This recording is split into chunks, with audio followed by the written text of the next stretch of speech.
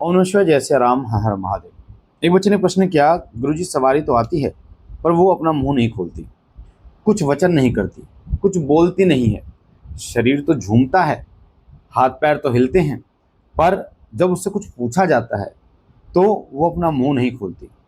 तो क्यों ऐसा होता है? आखिर वो क्यों शक्ति अपना मुंह नहीं खोलती, और ऐसा हमें क्या करना चाहिए जिससे वो शक्ति अपना मुख खोले, वचन करे और वो वचन सिद्ध होने शुरू हो जाए। वीडियो बहुत इंपॉर्टेंट होने वाली है, क्योंकि दरबार में आने वाले बहुत सारे बच्चों का ऐसा सवाल है। लाइव में बहुत सारे बच्चे इस चीज़ से परेशान हैं कि सवारी आती है, मुंह नहीं खोलती है, कुछ वचन नहीं करती है। और एक और प्रश्न है, उसके ऊपर आगे वीडियो बनाएंगे, आप कमेंट कर देना कि सवारी के वचन सिद्ध क्यों नहीं होते। सवारी जब मुंह खोल देती है तो वचन सिद्ध क्यों नहीं होते, तो इसके ऊपर भी एक अलग से वीडियो बनाएंगे अगर आप कमेंट करेंगे तो। बाकी अब इस टॉपिक को लेते हैं, बहुत इंपॉर्टेंट टॉपिक है। चाहे माँ काली की सवारी आती है, चाहे माँ मसानी की सवारी आती है, चाहे बाबा मोहन राम की सवारी आती है, चाहे बाबा गोरक्षनाथ की सवारी आती है, चाहे भैरवनाथ की, या किसी भी देवता की तरंग आपके ऊपर आती है, सवारी आपके ऊपर आती है, तो वो मुंह क्यों नहीं खोलती है, ये बड़ा प्रश्न है। अब इस प्रश्न को लेकर बहुत सारे बच्चे अलग अलग दरबारों में भटकते हैं, और अलग अलग दरबारों में जो वो भटकते हैं वहीं से वो अपना सत्यानाश करना शुरू कर देते हैं, क्योंकि वो सीखते नहीं हैं। आपको सीखना बड़ा इंपॉर्टेंट है। मैं पहले भी बोला, अध्यात्म मार्ग एक ऐसा मार्ग है जिसमें अगर आप नहीं सीखोगे तो आगे नहीं बढ़ सकते, क्योंकि अध्यात्म मार्ग में चीजें दिखाई नहीं देती उस हिसाब से, और आपको कई चीजों का अंदाजा करके चलना पड़ता है। अगर आपने नहीं सीखा, आपके पास अनुभव नहीं है, तो आप गलत व्यक्ति के पास पहुंच जाओगे, गलत दरबार में पहुंच जाओगे, गलत चीजों के पास पहुंच जाओगे, जिससे जो चीजें आपने हासिल करी थी वो बर्बाद कर डालोगे। तो इसलिए वीडियो को ध्यान से सुनना बेटा, लास्ट तक सुनना। और पहली बार चैनल पे हैं तो आपके सीधे हाथ में जो लाल कलर का बटन है उसे दबा के चैनल को सब्सक्राइब कर देना बेटा। बेल आइकन को ऑल पर क्लिक कर देना, ताकि जो जानकारी हम डालें वो सबसे पहले आपको प्राप्त हो, उसका नोटिफिकेशन आपको मिल जाए, और ऐसी आध्यात्मिक जानकारियां आप तक पहुंचती रहें। सवारी जो आती है वो मुंह 4 कारणों से नहीं खोलती। कौन से वो 4 कारण हैं, ध्यान से सुनिए। सबसे पहले मैं आपको एक बात बताऊं, जब आप नॉर्मल पूजा कर रहे होते हैं, नॉर्मल पूजा आप पाठ आप कर रहे होते हैं और आपके पास कोई तरंग नहीं रहती, उस टाइम जो सावधानी आपको बरतनी चाहिए उससे 100 गुना सावधानियां आपको उस समय बरतनी होती है जब कोई सवारी, कोई शक्ति तरंग रूप में आपके पास आती है। क्योंकि जब सवारी या शक्ति आती है तो एक छोटा सा बच्चा जैसे होता है, एक छोटा सा बच्चा जिसकी केयर आपके माता पिता करते हैं, या बड़ों को केयर करनी पड़ती है, खाना खिलाना, नहलाना, पहनाना, कपड़े पहनाना, ये सारे कार्य उस बच्चे का करना होता है। उसी प्रकार से एक तरंग होती है जो देवता की आपको प्राप्त होती है। आपकी लगातार पूजा से, भक्ति से प्रसन्न होकर वो तरंग छोटी सी आपको मिलती है शुरुआत में। अब वो तरंग जब आपको मिलती है तो आपको बहुत सावधानी रखनी होती है उस समय पर, बहुत सावधानी के साथ आपको चलना पड़ता है। उस तरंग, एक बच्चे रूपी तरंग को बहुत मतलब केयर के साथ आपको ऊपर बड़ा करना होता है, ताकि वो बड़ी होती रहे, ताकि वो तरंग और इकट्ठे होकर बड़ी होती रहे।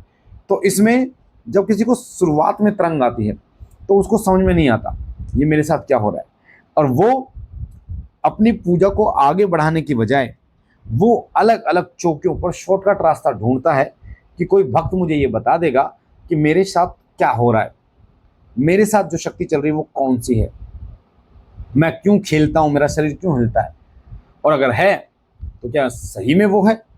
बहुत सारे लोग तो कंफर्मेशन करने के लिए ही भटकते रहते हैं अलग अलग चौकियों पे, फिर कई चौकी वाले उसको प्रेत बता देते हैं, वहीं से उसको सत्यानाश शुरू हो जाता है। कई लोग फिर पैसा ले लेते हैं उस प्रेत को हटाने का, फिर वो शक्ति भी हट जाती है। यानी पैसा गया, शक्ति गई, और आप झुंझुना बजाते रहो। तो सही ज्ञान ना होने के कारण ही ये चीजें आपके साथ होती हैं। इसलिए अध्यात्म मार्ग में बार बार ये कहता हूं कि आपका सीखना बड़ा इंपॉर्टेंट है। तो आप सीखोगे तभी आगे बढ़ पाओगे। सवारी जब नहीं आती उससे ज्यादा आपको ध्यान उस टाइम रखना पड़ता है जब आपकी सवारी आ जाती है।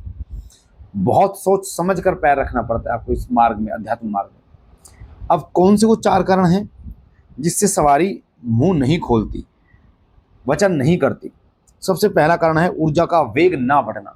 जैसे कि मैंने आपको बताया कि वो तरंग छोटी है, अभी वो जैसे छोटा बच्चा बोलना नहीं सीखता जल्दी जल्दी, उसी प्रकार वो तरंग अभी छोटी है। अभी आपके शरीर में झटके लगेंगे, रोंगटे खड़े होंगे, शरीर हिलेगा, आपको समझ में आएगा, आपको ये लगेगा कि मैं ही हूँ, पर मेरा शरीर पे कंट्रोल उतना नहीं है। तो इसमें आपको परेशान बिल्कुल भी नहीं होना, बिल्कुल नहीं, और कुछ नहीं करना, अपनी सेवा को कंटिन्यू करना है। जैसे जैसे आप पूजा भक्ति बढ़ाओगे, जैसे जैसे आप पूजा दोगे उस शक्ति को, वैसे वैसे उस बड़ी होगी वो, और वैसे वैसे वो बड़ी होकर मुख खोलेगी। तो सबसे पहले ऊर्जा का वेग ना बढ़ना, ये होता है। समझ में आ गया होगा आपको। दूसरा कारण जो बहुत महत्वपूर्ण है वो है कि आपको ऐसा लगता है जैसे आप खुद ही हो उसमें। आपको ऐसा लग रहा है कि अगर मैं बोलूंगा, अगर वो शक्ति बोलेगी तो मैं ही बोलूंगा, ना कि वो शक्ति बोलेगी। पर धीरे धीरे जब आप इस लाइन में आगे बढ़ते हैं तो आपको पता चलता है कि वो शक्ति नहीं है, मतलब मैं नहीं बोलता, वो शक्ति ही बोलती है। और ये कब आपको विश्वास होता है? क्योंकि हम गद्दी लगाते हैं, दरबार लगाते हैं, तो हमें इन चीज़ों पर पूर्ण विश्वास कैसे हुआ, ये हम बहुत अच्छी तरीके से, क्लियर तरीके से आपको बता देते हैं। गद्दी पे आप जानते होंगे, श्री सिद्धि शक्ति धाम गद्दी पे बाबा मोहन राम जी की हाजिरी लगती है, माँ काली की हाजिरी लगती है। और ये हमने देखा है कि कैसे कैसे ये चीज़ें संभव हो पाती हैं। तो हमने जो फील किया, हमारे साथ हुआ, तो हम इसे आपके साथ अच्छी तरीके से शेयर कर सकते हैं, बता सकते हैं।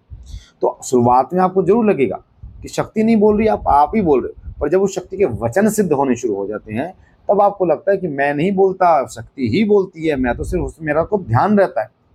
तो ये दूसरा संकेत।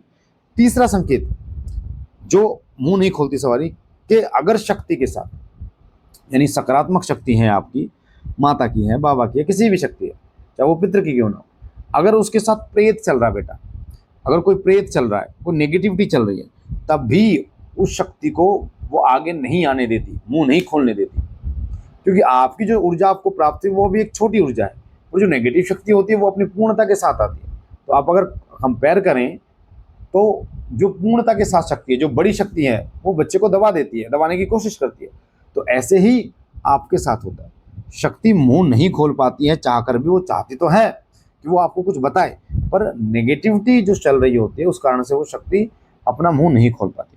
तो ये तो रहे 3 कारण। अब मैं चौथा कारण आपको बताता हूँ। उससे पहले आपको बता दूं, हर संडे को श्री सिद्धि शक्ति धाम फरीदाबाद में दरबार लगता है, निःशुल्क दरबार लगता है। अगर आपको भूत प्रेत से कोई जुड़ी परेशानी है, शरीर में दर्द से कुछ जुड़ी परेशानी है, या आपको ऐसा हो रहा है कि आपके दर्द नहीं जा रहे, घर में परेशानी हो रही है, लड़ाई झगड़े हो रहे हैं, कोई काम नहीं बन रहा, तो आप धाम आ सकते हैं। निःशुल्क धाम लगता है। 1 बजे से पहले पहले आपको दरबार आना होता है। दरबार का नंबर है 8130404375, 8130404375। इस नंबर पर कॉल बिल्कुल मत करना बेटा, व्हाट्सअप करना। आपको रिप्लाई में दरबार का नंबर, एड्रेस, लोकेशन सब आपको मिल जाएगा, क्या लेके आना है। और हर महीने संकट नाशक हवन होता है। जो भूत प्रेत से पीड़ित बच्चे हैं या तंत्र से पीड़ित हैं, तो अगर आप अपना नाम लिखवाना चाहते हैं संकट नाशक हवन में, तो आप दरबार के नंबर पर लिखवा सकते हैं 8130404375 पर। अब चौथा कारण होता है बंधन लगना। अगर आपकी शक्ति पर बंधन लगा हुआ है, आपके शरीर पर बंधन लगा हुआ है, तब भी ऐसा होता है कि वो शक्ति मुख नहीं खोल पाती। जब तक उसके बंधन नहीं खुलेंगे तब तक वो मुख नहीं खोलेगी। कई बार उसकी वाणी पर बंधन लगा दिया जाता है। वो शक्ति तो आती है, वो बोलने की कोशिश करती है, जैसे गूंगा बोलने की कोशिश करता है, पर वो बोल नहीं पाती। तो ये 4 कारण तो मैंने आपको बता दिए। अब हम आगे बात करते हैं कि ऐसा क्या करें जिससे शक्ति मुख खोलना शुरू कर दे। ठीक है, ध्यान से सुनो।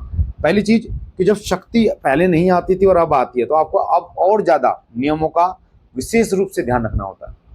नियमों का विशेष रूप से ध्यान, भोग का ध्यान, ऊर्जा का वेग बढ़ाना है। तो नियम के क्या क्या होते हैं इसमें? नियम जैसे आपको जो विशेष दिन, अगर आप गृहस्थ हो तो विशेष दिन जो आपके इष्ट का होता है उस दिन आपको ब्रह्मचर्य का पालन करना है। हफ्ते में 1 दिन आपको भोग देना है, हवन करना है और जप करना है। और अब किसी सिद्ध पीठ स्थान पे आपको जाना है, मतलब जाते रहना है। तो आप देखेंगे ऊर्जा आपकी धीरे धीरे बढ़ती चली जाएगी और आप वो शक्ति मुख खोलना शुरू कर देंगे। बाकी मुझे आशा है जानकारी आपको अच्छी लगी होगी। बाबा भोलेनाथ आप पर कृपा करें, आपके घर परिवार पर कृपा करें। हम मिलते एक नई जानकारी के साथ, तब तक के लिए ओम नमः शिवाय। जय सिया राम, हर हर महादेव।